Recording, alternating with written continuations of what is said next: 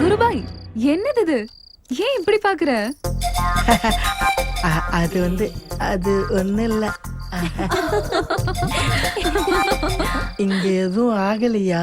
ஆடிச்சே டிக்கு.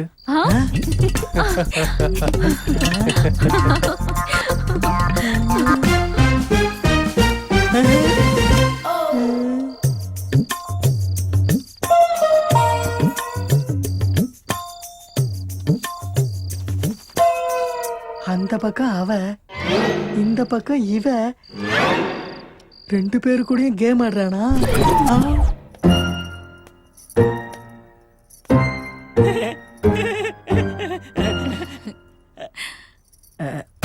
மேடம், நான் ஊருக்கு போறதுக்கு முன்னாடி உங்க கையால பிச்சை போட்டீங்கன்னா அப்படியே எடுத்துக்கிட்டு அப்படியே ஓடி போயிடுவேன்.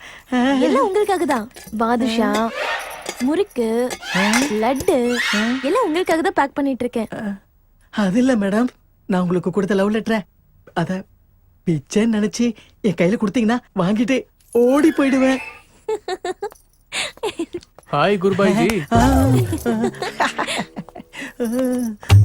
விஜய் சார், தயவு செஞ்சு நான் கொடுத்த லவ் லெட்டரை திரும்ப கொடுத்துருங்க ப்ளீஸ். அது என்கிட்ட இல்ல பாய். ப்ளீஸ் வேணாம். அதுக்கப்புறம் நீங்க அத பிரியா வீட்டுக்கார்ட்ட கொடுத்தீங்கன்னா என் கதி.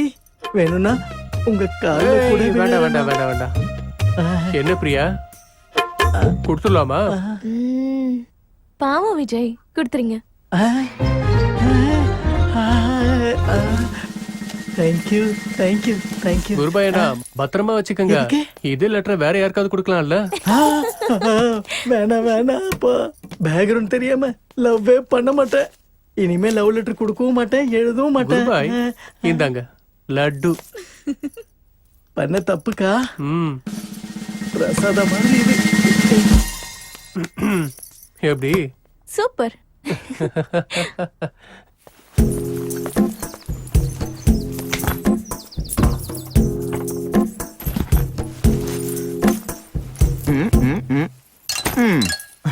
ஊருக்கு கிளம்பிட்டீங்களா? ஆமாப்பா, ஊருக்கு போறேன். ஏன் ரொம்ப வருத்தமா இருக்கீங்க? வருத்தமா? ஆமாப்பா, ரொம்ப வருத்தமா தான் இருக்கேன். எல்லா லக்கேஜும் எடுத்துக்கிட்டீங்களா? ஆமாப்பா, எல்லா லக்கேஜையும் எடுத்துக்கிட்டேன். ஜிப்ப போடுங்க. ஐயா ஏங்க, பேண்ட்டுக்கு இல்லைங்க, பேகுக்கு. பாரு, பேகுக்கெல்லாம் அப்பயே ஜிப்பு போட்டுட்டேன். இந்த கண்ணாடி எங்க பாண்டி பஜார்ல வாங்குனீங்களா? இல்ல, மெரினா பீச்ல வாங்கினேன். வேணுமா உனக்கு? ₹1 ஒண்ணுதானே? போ. விருந்தாளியா வந்த என்ன இப்படி வெறுப்பேத்தி திரும்ப அனுப்பி வைக்கிறானுங்களே. குருபாய், சீக்கிரம் வாங்க, டைம் ஆயிடுச்சு. முதல்ல கழுத்து திருப்பி கொன்னுடணும்.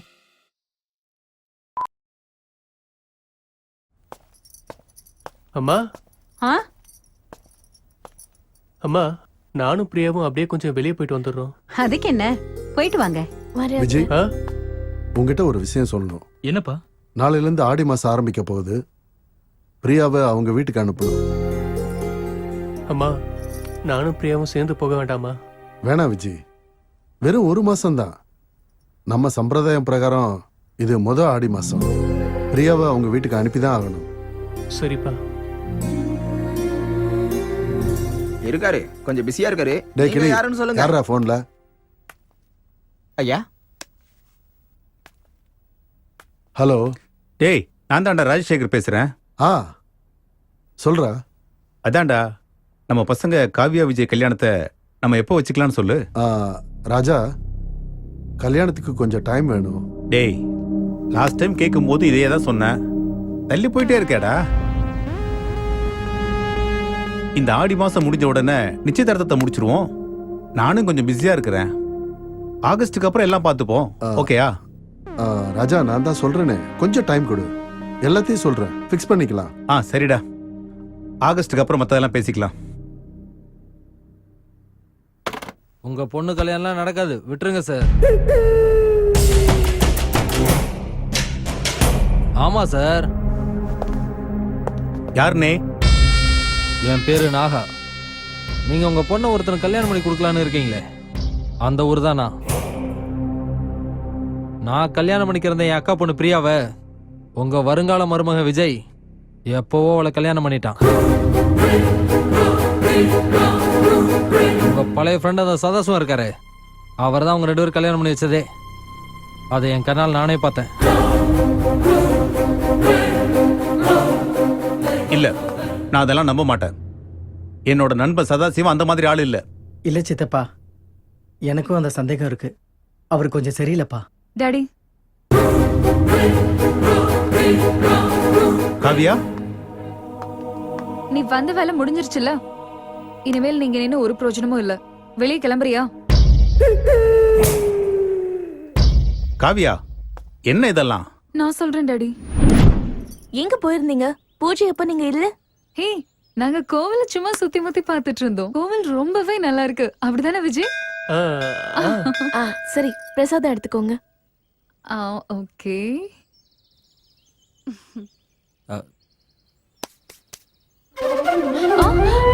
விஜய், என்ன பண்ணிட்டு இருக்க நீ? பிரியா வேற ஒருத்தரோட மனைவி. அவ நெத்தில நீ குங்குமம் வைக்கிறது என்னால சகிச்சுக்க முடியல. This is too much. அதுவும் கோவில்ல வச்சு. No Vijay, no, I can't bear this. Kavya, Vijay ம், வேண்டாம். பிரியா என்னோட ஒய்ஃப். ஆமா காவியா, பிரியா என்னோட ஒய்ஃப். அவ புருஷன் ஓடிலாம் போல. நான் தான் அவளை காதலிச்சு கல்யாணம் பண்ணிக்கிட்டேன். எங்க அப்பாவும் உங்க அப்பாவும் சேர்ந்து நம்ம 2 பேருக்கும் கல்யாணம் பண்ணி வைக்க முடிவு பண்ணிட்டாங்க. ஆனா அதுக்கு முன்னாடி தான் நான் பிரியாவை லவ் பண்ணிட்டு இருந்தேன். எங்க அப்பாவும் உங்க அப்பாவும் நல்ல ஃப்ரெண்ட்ஸ்னு சொன்னாங்க. அதான் உங்களை கஷ்டப்படுத்த கூடாதுன்னு இப்படி ஒரு நாடகம் பண்ணிட்டோம். தயவு செஞ்சு என்ன உன் மனசுல இருந்து தூக்கி போட்டுற. நான் பேசுறத கேட்டு உனக்கு எவ்வளவு வருத்தமா இருக்கும்னு எனக்கு நல்லாவே புரியுதா. இதுல உங்க தப்புன்னு எதுவும் இல்லை. ப்ளீஸ்.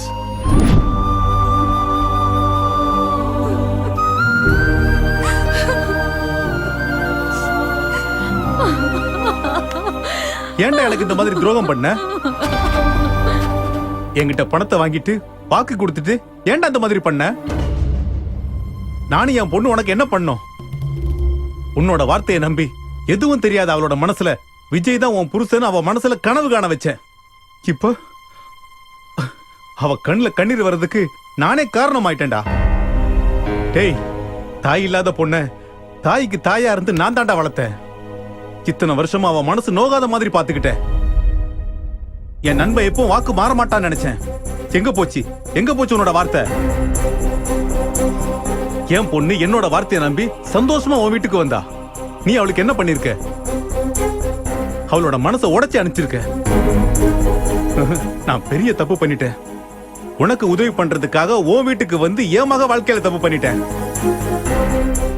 என்னையும் என் மக மனசையும் கலங்கப்படுத்தின உன்னை நான் சும்மா விட மாட்டேன்டா. உன்னை சும்மா விட மாட்டேன். உன்னை விட ப்ளீஸ் வேண்டாம். டாடி சொல்றது கேளுங்க ப்ளீஸ். கொல்றா, கொன்னு போடு. ஏன் சும்மா இருக்க? கொன்னு போடுறா. நான் என் பையனுக்கு ஊருக்கு தெரியாம கல்யாணம் பண்ணது உன் பொண்ணுக்காக தான். உன் பொண்ணு என் பையன் கூட நாளைக்கு சந்தோஷமா வாழணும்னா நான் இந்த கல்யாணத்தை பண்ணி தான் ஆகணும். அதான் பண்ணேன். இல்லன்னா உன் பொண்ணு செத்து போயிருப்பா. போய் நீ சொல்றதெல்லாம் போய். இல்ல, உண்மையதான் பேசிக்கிட்டு இருக்கேன். இந்த கல்யாணத்தை ஏன் பண்ணேன்னு தெரியுமா? சதாசிவம், இந்த பொண்ணோட ஜாதகம் ரொம்ப அமோகமா இருக்கு. ஆனா உன் பையனோட ஜாதகத்துக்கும் இந்த ஜாதகத்துக்கும் கொஞ்சம் கூட பொருத்தமே இல்லை. சுவாமிஜி, என்ன சொல்றீங்க நீங்க? என் பையன் ஜாதகத்தை இன்னொரு தடவை நல்லா பாருங்க. சதாசிவம், உன் பையன் ஜாதகத்தையே நான் தானே எழுதினேன். அதுல சில தோஷங்கள்லாம் இருக்கு. அப்படின்னு? உன் பையனோட ஜாதகத்துல செவ்வாய் தோஷம் உச்சத்துல இருக்கு. இந்த பொண்ணு அவனுக்கு கல்யாணம் பண்ணி வச்சீங்கன்னா 3 மாசத்துல இந்த பொண்ணு செத்து போயிடுவா.